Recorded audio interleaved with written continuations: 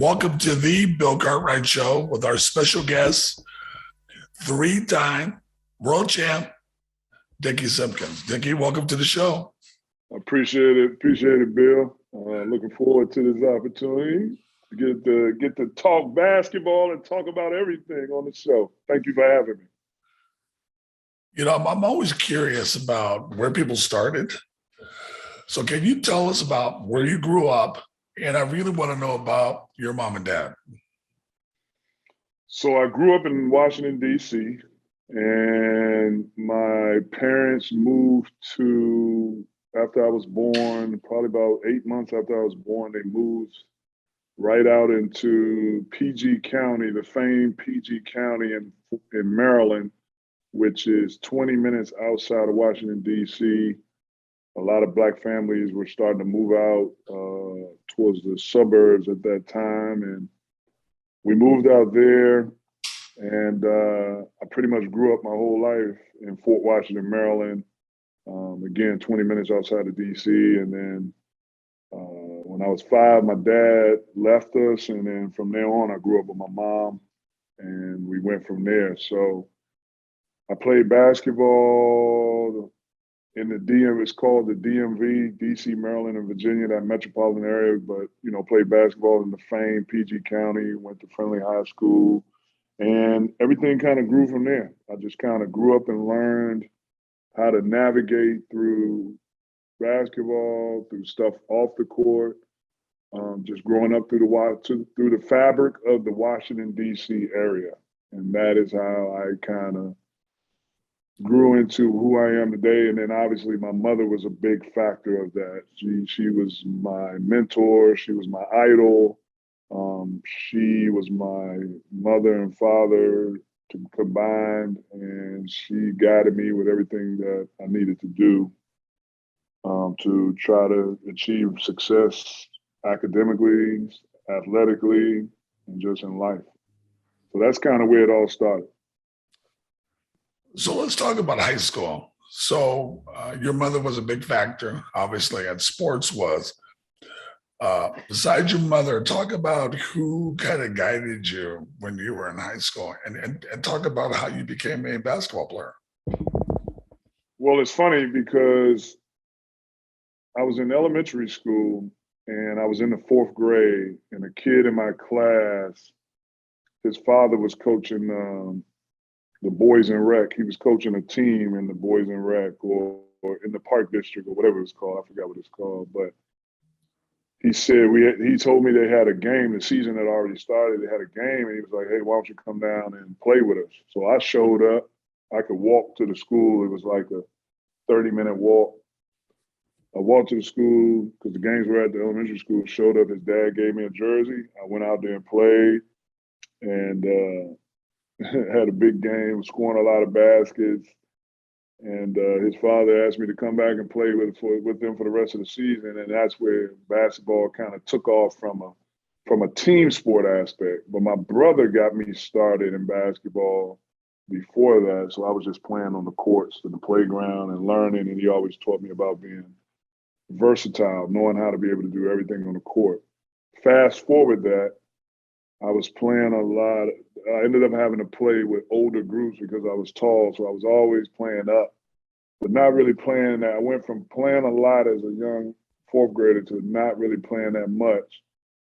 And I was playing on daddy ball. So it was daddy ball back then where the fathers were coaching his sons. You know, I didn't have a father around to kind of navigate that for me. My mother just, you know, she just always told me to go work hard and do my best. She didn't really know how to navigate it. Until this guy came who played at the high school that I ended up going to and coached me in the 8th grade. And when he coached me in the 8th grade, that's when my game kind of went to another level where he put a lot of focus in helping build my confidence, helping teach me how to be effective on the court. And then he took me to my high school coach that summer after my 8th grade. The guy's name was Jerome County. He took me to my high school coach, who was named Roy Henderson. And the high school coach said, "We're going to put you on the summer league team." So I was playing summer league basketball before I even started high school. And then it kind of went from there. And I was fortunate because my high school coach had coached a guy named John Smith who went to Duke. So my coach, Coach Thurl Bailey, who obviously played in the NBA. So my coach had some experience on developing and having a plan for players who had talent and had a chance. And so it kind of went from there. And then I got caught into AAU. I didn't know anything about AAU, and a guy by the name of Tony Watkins came, got me to play on his AAU team, and then it went to another level playing all around the country in front of college coaches. So that was kind of my journey. Wow. So talk about, now you're ready to leave high school and you're on your way to college. So what are you thinking? Did you know where you wanted to go? And what were some of the other options? Well, it's funny because ninth grade year, I was 6'4", and I was playing JV. Then the coach put me on varsity. I didn't want to go on varsity, but he said he had a plan. And I played AAU that summer after ninth grade. I come back in the 10th grade, and I was about to go to a different school, a private school. And then my mother wanted me to go to this private school because she worked in education. I was all enrolled. And then when I thought about it, I was like, I wanted to go to the public school. I had felt a comfort level there. My mother wasn't for that. And then I just told my mother that I wasn't going to go to high school if she made me go to the private school. So that was my tactic.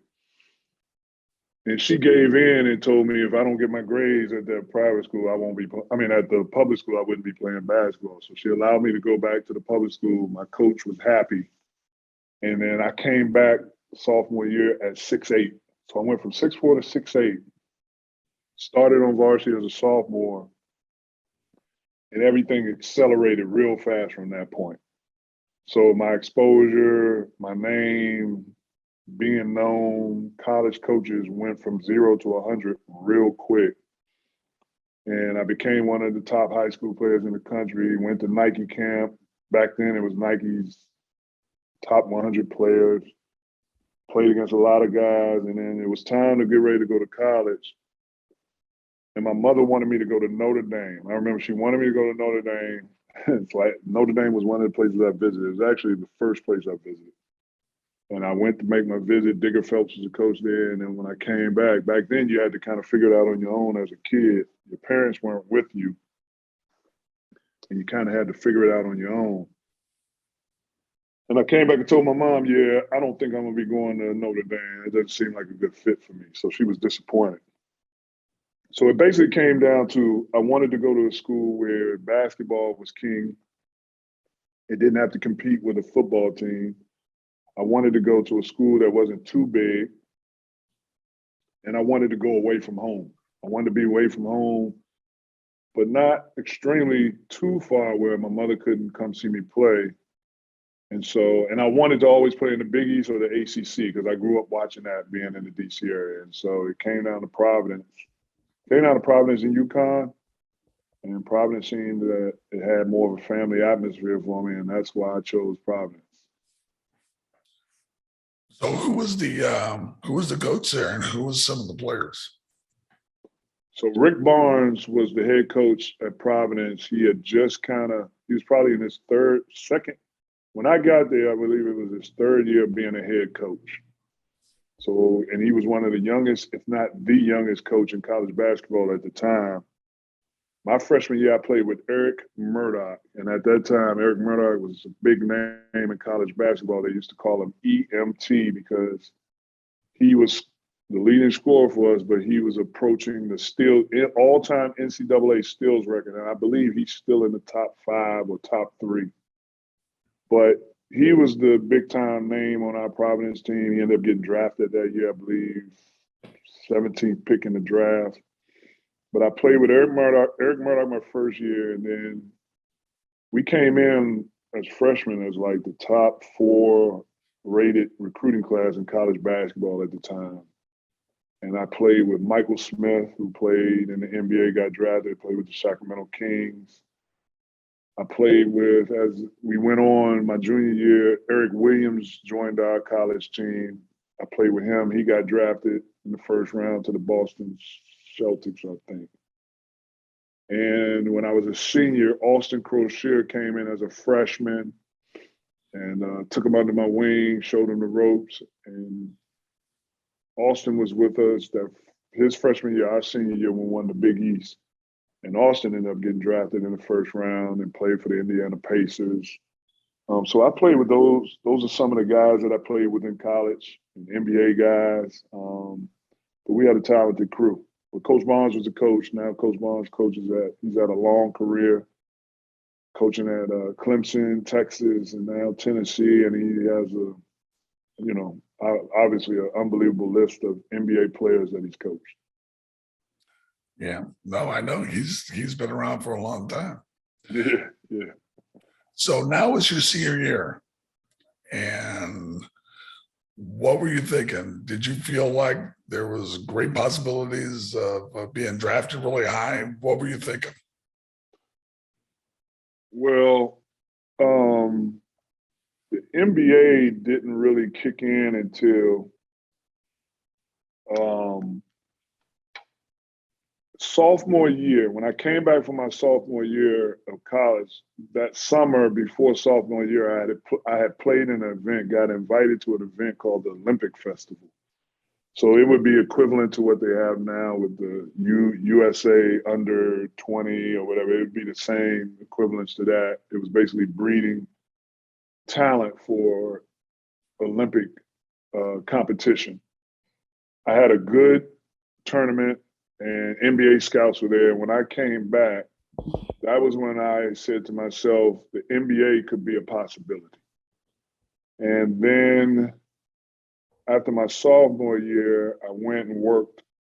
The Boston Celtics used to have a basketball camp for kids up in Brandeis, and they would bring in some college players to work the camp as counselors, and then the college players could play against the NBA guys at night. And when I got invited to that, I kind of felt a little bit more that I could play in the NBA one day. It started to become more of a reality, a possibility in my mind. And then my senior year in college, we had a very good season. We went the Big East. We played the NCAA tournament.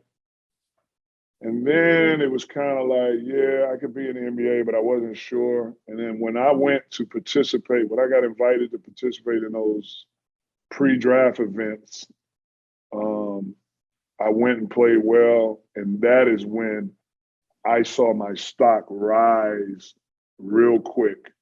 And then it started to become a reality that I could be an NBA player because teams were bringing me in for workouts. And then I was hearing what range I could be in the draft. And then as the different events went on, I started finding out it wasn't necessary for me to play in any more events because I had established this in myself and my stock had risen. And then on draft day, I felt like I would be drafted. I was told I'd be drafted in the first round. And then I watched the draft with my mother and my agent. My mother was in Louisville for an event she was doing, so I flew to Louisville and my agent was there. We got a hotel room and kind of set up a draft war room, and we watched the draft, and it became reality. But my senior year, throughout that season, throughout those pre-draft camps, it started becoming closer to this may happen. Okay, so you get drafted, and tell me about that. What were you thinking about? First thing I thought about when I heard the Chicago Bulls, it's funny because the day of the draft, I was calling every general manager that brought me in for a workout. I think I did 11 workouts for 11 teams. Wow. And I was calling every general manager just to thank them for having me in. This was before the draft. It was draft day, but it was that morning, early afternoon. And it's funny when I called the Chicago Bulls and Jerry Krause came on the phone. Jerry came on the phone and he was like, hey, nobody called you. Nobody called you. Why are you calling? Nobody called you. And I was just like, Mr. Krause, I just called to say thank you for bringing me in for a workout and interviewing me. I just wanted to call and give you my appreciation for that. And he was like, okay. So when I got off the phone, I'm like saying to myself, well, I know the Bulls probably not going to draft me.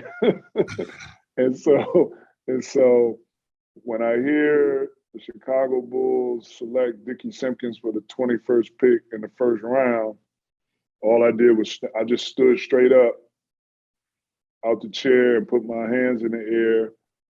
And I was just amazed.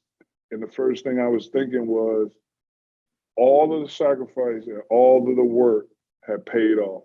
When you don't know if things are going to really happen and there's no guarantee, that was the first thing that went through my mind. I was amazed at hearing my name, and my thoughts were everything that I sacrificed, the work, the pain, the good and the bad, all paid off.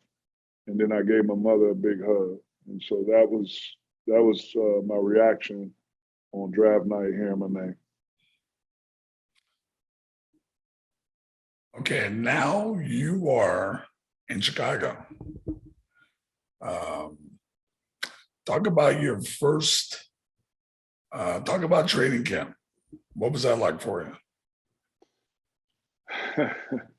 Well, I came to Chicago to get ready for summer league, and we went out to Utah. So that was, that was interesting going out to Utah. At that time, summer league was like, we were there for like 2 weeks, 14 days. So that was kind of a long trip. But I come back for training camp, and now I'm around the team and the veterans and everybody that had been there.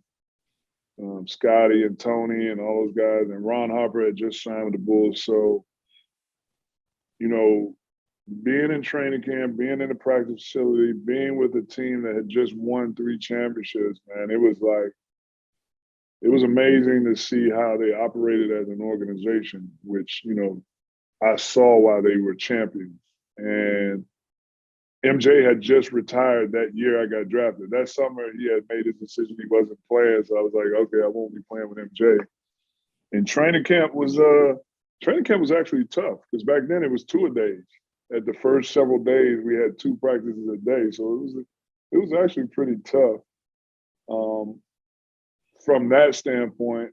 But just from a standpoint from a basketball, I think one of the things why the Bulls selected me was that I could pick up the triangle offense. I didn't have a problem picking up the triangle offense and understanding my role. But it was different. It was different going from playing in college basketball, being the leader, the captain of the team, to going to where you're the youngest player on a professional team with grown men who have won. And it's like starting over from scratch to find your way. But the players welcomed me in well and helped guide me and be mentors to me. So that was a great feel. And then I met guys like you. When I first got to the Bulls. So it was a good surrounding of veteran players and guys like yourself who, my first year I played against you because you were in Seattle, but then you came to work with the Bulls. So I got to play against you that last year, but getting to know you, that was a big help. And just all the veterans around helped me. So it was different. It was strange. And I had to really find my way because I was the youngest guy on the team. Talk about your first championship season. And what was that like for you? Well, before we even got to the championship season, that rookie season was when MJ started coming back and practicing with us, and we had to keep it under wraps. And then I kind of got a feel for why the Bulls won like they won, actually being on the court with MJ in practices and seeing. And then when he fully announced that he was going to play and he came back to play, I saw why the Bulls were a championship team. And then when we lost to Orlando, I saw the drive, how driven MJ was for that to never happen again. So that first championship was that 72-10 season. And it was just amazing, man, because we were beating teams by 20 points, 20 plus. We were destroying teams. And then Dennis, D-Rod, had got hurt, and Phil said I was starting. So I started like November and December And that was just amazing feel on that championship run, to be a part of that, to be on the court with the greatest player that ever played the game, with guys that were, you know, the best of the best to ever play this game. It felt amazing. And then to win that NBA championship, I mean, it was like a circus. It was like a rock band on a tour, just to experience night in and night out, and to win that championship and all the love the city showed, Chicago, and everything that came with winning was just amazing, man. It was something that I couldn't even dreamed of for my, to be so early in my career. I was fortunate enough to be part of the first 3 championships. Talk about the difference of those 3 championships. What were some of the challenges that were different every year, or was there? Well, I think the first challenge was the first year. If there was a challenge, it was more so MJ has set a tone that we came up short, and nothing is going to let us come up short again. So everybody better understand that. And then when it became the 72-10 situation became a reality, that wasn't even. I don't believe we started off the season thinking or looking at the 72-10 thing. It started to become a reality as the season went on. The goal was always the championship. But then when the 72-10 picture became a part of it, again, MJ just set the tone, and it was just the tone. It was like the tone was set. Like, let's not play around. Let's not waste time. Let's take care of business. And I think if it was any pressure, it was the intensity of MJ being back now. And after we came up short in that half a season when he came back, now he has a full season. He had a full off season. It was the intensity of now proving that we could win a championship again. I don't know if it was super pressure, but I mean, it was definitely intense towards that. And then the second championship seemed like we were back in the saddle. Like, it was like, this is expected now. This is back to being expected. Nothing short of a championship.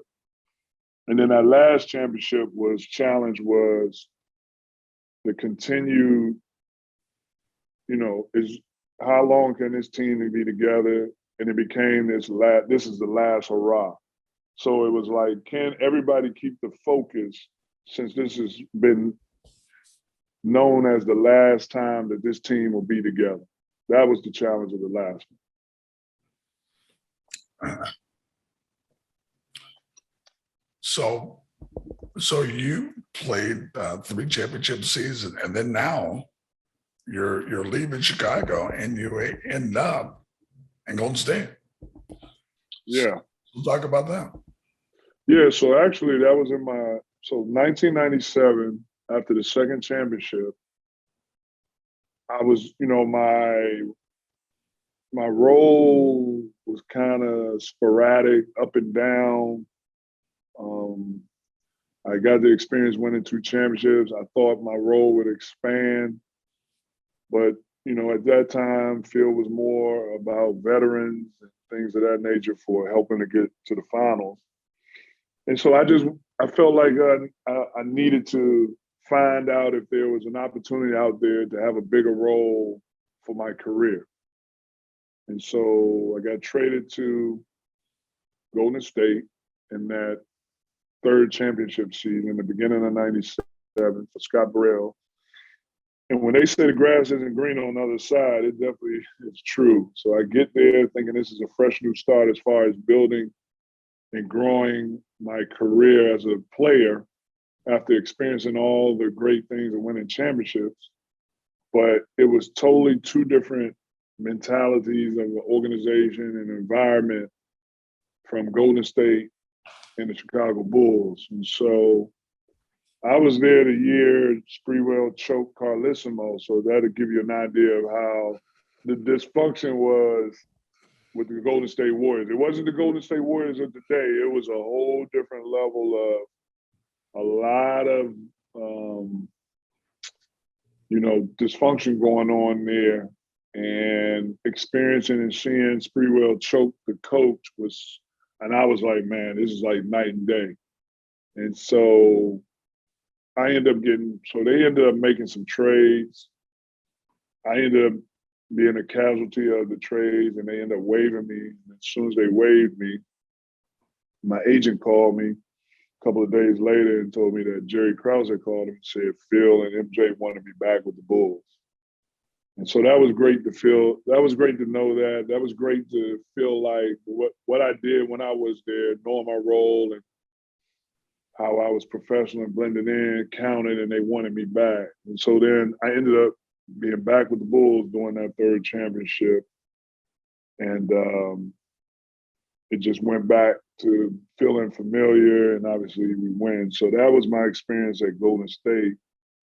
And then after we win that championship and the team is no more, we go into that season, that rough season, that 50-game season where it wasn't the Bulls or the Bulls anymore. Tim Floyd became the coach and had to take on the responsibility of trying to rebuild. But I got an opportunity to play even more, so that helped my growth in my career in basketball and showing that I could play. But that was different. But the fans were still locked in, even though we weren't winning. So that was kind of going from winning 3 championships to not winning anymore. Was definitely a change, a shock. So talk about your next step. So you're not with the Bulls anymore, and you ended up, I think you went overseas. Played, after the championships, I played 2 more years with the Bulls, and then I go to play in Europe. My first stop was Greece. So I played 6 years in Europe.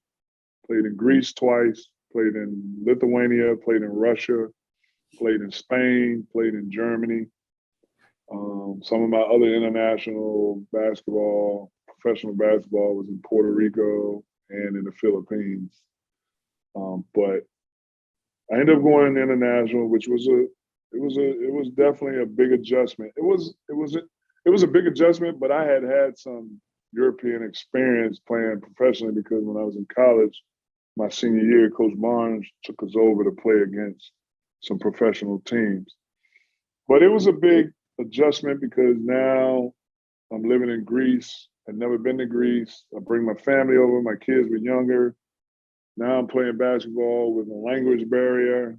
I'm playing in a different culture, different country. But I'm a guy that adapts pretty quick.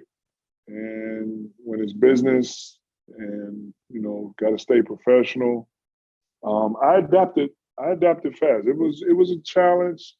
It wasn't always easy, but I adapted, and I had some good teammates, and I had some good American teammates that were playing on my teams. But if I could do it all over, I wouldn't give up that experience. My 6 years playing international basketball was an unbelievable experience for myself and my family and my kids. My kids went to school over there in different countries. I got to see different cultures. I got to learn different history. I get to, just the experience was unbelievable for my life of basketball, but also off the court. And I got to see all of Eastern and Western Europe. And so it was a great experience. It was a great experience. Talk about your favorite place. I don't have one specific favorite place. I got a couple because of different reasons. So Lithuania was a good place for the whole family. It was kind of real relaxed, not so much a high active city. And my kids could go to international school there. A lot of people spoke English. Food was good. And they had a lot of stuff that's in America. For the most part, they had enough stuff that resembled America. But that was the best place for the family.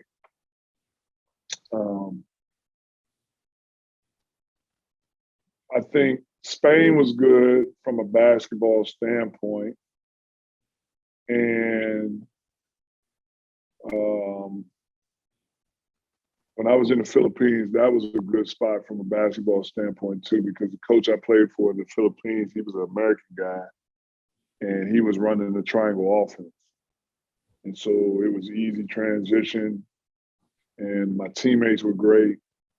Manila was an unbelievable city. I was like pleasantly surprised that on what Manila was. It wasn't what I thought it was to be or what they showed it to be on TV. I mean, Manila was like being in LA.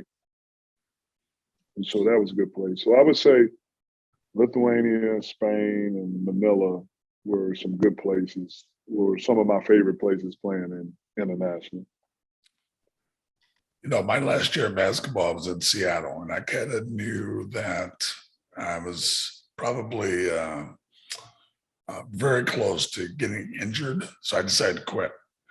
So how did you know this was your last year? So my last go round was in 2006. I was in Germany playing on a EuroLeague team in Germany. And my last 3 years of playing in Europe, I started to go over to Europe halfway in the season. So I would stay home so I could be around the kids more because they were in school. And then I would go halfway when a team needed a veteran player, they needed a player, then I would go over and play the second half of the season. So 2006, I'm playing in Germany. And when I would go over half of the season, the family would stay in Chicago. And so I felt like I could still play 3 more years after 2006. I felt like I could get 3 more quality years of production in, but I wasn't producing at the level. I didn't feel like I was going to be able to produce 20 plus points every time we played at that point in my career. I could probably do that here and there, but in Europe and international basketball, that just wasn't enough as an American player. And so when I was in Germany, I gave everything I had. The plan wasn't really feeling the coach. The international coaching philosophy a lot of times were, it's kind of like beating a dead horse. It's like all this practice 100 times a day. And I'm a veteran player. The one thing about the Lithuanian coach, he understood I was a veteran player. So I didn't have to practice in the morning. He would just tell me to go do my physical therapy and my lifting weights. He wanted me more for maybe 1 practice a day and show up for the games.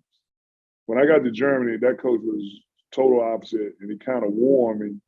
And then the final straw where I said, I could probably play 3 more years, but this may be it for me, was when I just started feeling like I need my family with me, and my family's not with me. And I don't know how much I can keep doing this and be over here for 6 months without my family, or maybe only seeing my family once or twice. And that was kind of the big reason why I figured it was time to shut it down. It wasn't about, I felt like I could play solid production for 3 more years. It was more being around my family as the kids were growing up and being around my wife. And that's what made me make my final decision to make 2006 June my final season of basketball. So now you're officially not going to play. I kind of knew what I wanted to do. Did you have a sense of what you wanted to do after basketball? I had kind of a sense, but when I came home, I sat down in the living room with my wife and I wrote on a paper everything that I wanted to do and everything that I felt like I could do and everything that I felt like I had relationship equity in. And when I wrote on that list, everything I wrote on that list, I ended up doing it after I played basketball up until this point. And I wrote on that list coaching, I wrote on that list front office, I wrote on that list TV analyst, I wrote on that list real estate, I wrote on that list, entrepreneur, maybe owning some type of something. So I wrote all those things on the list. and I tapped into everything. So I started my basketball program, Next Level Performance, NLP, in 2006. That was my coaching and skill development piece that I had on the paper. I coached in some D-League event, which is now called the G League, but I coached in the D-League event. I coached in Portsmouth, which is a pre-draft event with some potential NBA guys. But my program gave me the coaching aspect, and it gave me the owning my own business entrepreneur aspect, because it was team related and it was a training business also. Then I went and got my real estate license. And then I went and got my real estate broker's license, and I started doing a little real estate. Then I went and got my bartender license, because you get your bartender license, you also get the part where you learn the legal part of it, so you can one day apply for a liquor license in case you want to own a restaurant or bar. And then MJ called me one day. Well, before that, I started work. Doris Burke, my relationship equity with Doris Burke, she pointed me in the direction and connected me with ESPN. And I started becoming a TV analyst for ESPN, which I did for 5 years. And then I've been with Fox since then. I've been with Fox for like 9 years. And then MJ called me one day. We had some talks about maybe me working for him. And he called me one day, and he said he wanted me to come down and work with they were the Bobcats at the time, now Hornets. And I flew down there and met with them, and then I started working as a scout. So I wrote a list, and I tackled everything on that list. And so that's where I'm at now. That's awesome. That's awesome. I really love the fact that you had a list. I did as well. So I kind of knew what I wanted to do, to be an entrepreneur. And then of course I got a call from Jerry Krause, and I ended up coaching for 16 years. So I did have a list, so even though it didn't work out. Yeah, the list was big for me. So talk about your family. We've alluded to it. Yeah, so when I got drafted in '94, I came to Chicago in July. I met my wife in September. She was celebrating her friend's birthday at a restaurant, and we met.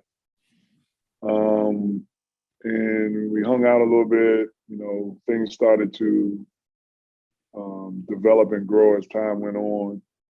And so we got married in 2000.